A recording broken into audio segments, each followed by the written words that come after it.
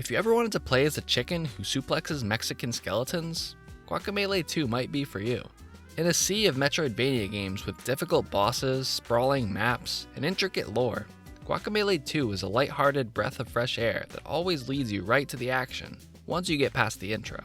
Unlike most Metroidvanias, which send you wandering across the map, often scratching your head as to where to go, Guacamelee 2 always makes sure you're on the right path.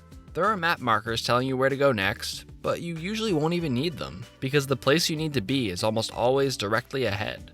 Each area consists of a series of challenge rooms that are strung together in a mostly linear fashion.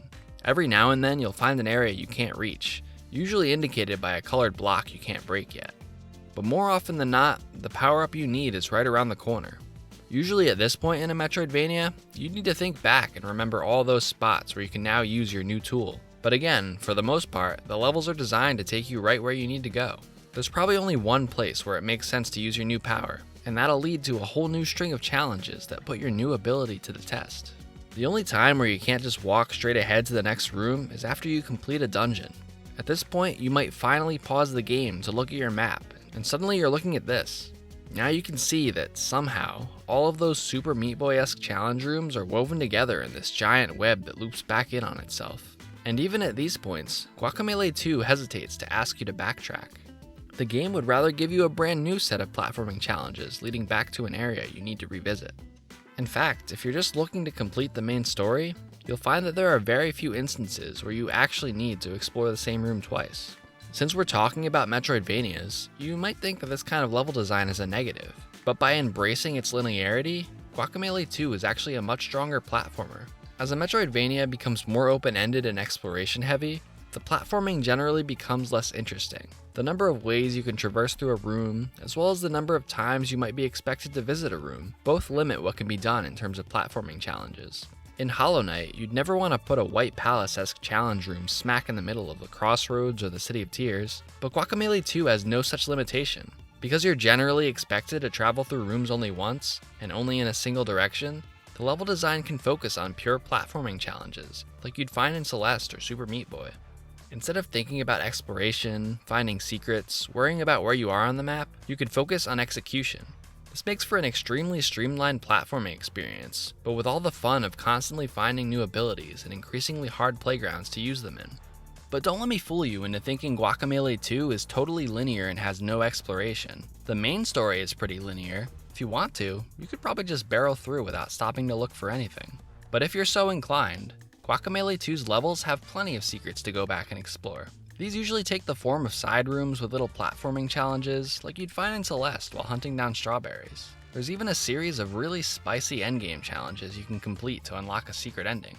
It's a great way to give a succinct platforming experience to people who hate backtracking, while also giving players with a little more time and patience the option to explore and discover things. There are a few downsides to this approach. Even though there are secrets to find, most of the level layouts don't lend themselves well to backtracking. There is a fast travel system, but it'll only take you to the right map area. If you want to get to the other side of the forest to check out that breakable wall, you basically have to speed run through a series of challenges you've probably already completed. This isn't anything too new for Metroidvania veterans, but Guacamelee 2's maps felt particularly large and sparse to me, and it didn't help that I had just played Ori 2, with its denser levels and ability to fast travel at any time. So while I enjoyed the gameplay of the main story a ton, I didn't stick around too much longer to explore all the game's hidden secrets. Nevertheless, if you love playing games that make you feel stronger and give you new abilities as you progress, but could never really get behind the backtracking of most Metroidvanias, Guacamelee 2 is a great choice. In addition to the platforming challenges I mentioned, you'll often get blocked into a confined area and be forced to fight a few waves of enemies. I was often having so much fun with the game's platforming segments, I found it a little frustrating to have to stop and fight. It was a little disjointing, but once I found enough upgrades, the battles started to feel less like annoyances and more like their own little platforming challenges. Speaking of new abilities, Guacamelee 2 has a ton of power-ups. Most of them are lifted straight from the first game, but there are a few new ones. There's the obvious addition of a grappling hook, and then you've got the chicken. In the first game, the chicken was a funny, creative interpretation of the morph ball ability, letting you squeeze into tight spaces. This game takes that idea and just runs with it. You can do just about anything as a chicken that you can as a human, something I'm pretty sure I've never said before, but it should inspire all my chicken viewers. There's also an entire separate set of power-ups defined as a chicken, like a diagonal air dive and the ability to bounce off certain surfaces like a pinball. The best part of all this chicken business is the existence of a secret society of chickens that rule the entire Mexiverse from the underground. I'm not making this up.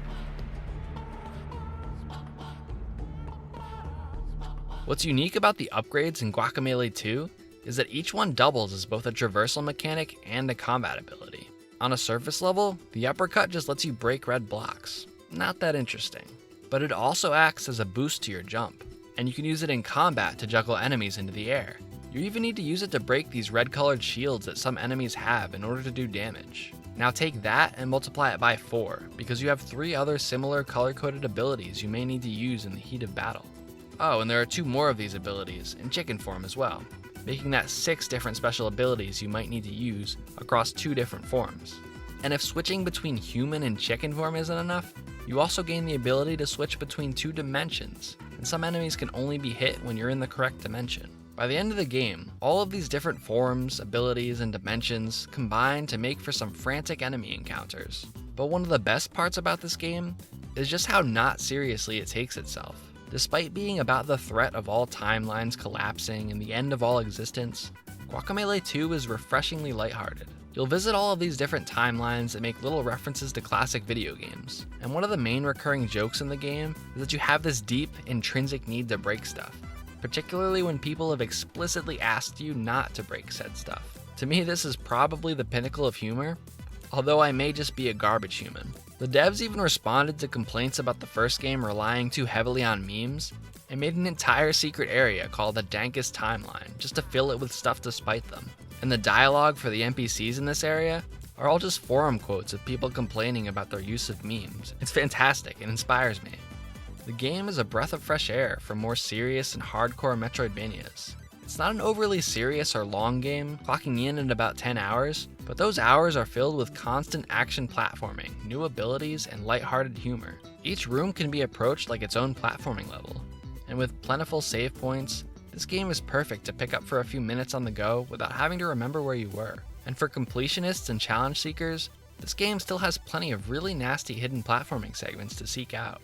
So whether you're looking for casual platforming fun, or more traditional Metroidvania exploration, checking out Guacamelee 2 isn't a decision you should wrestle with for much longer.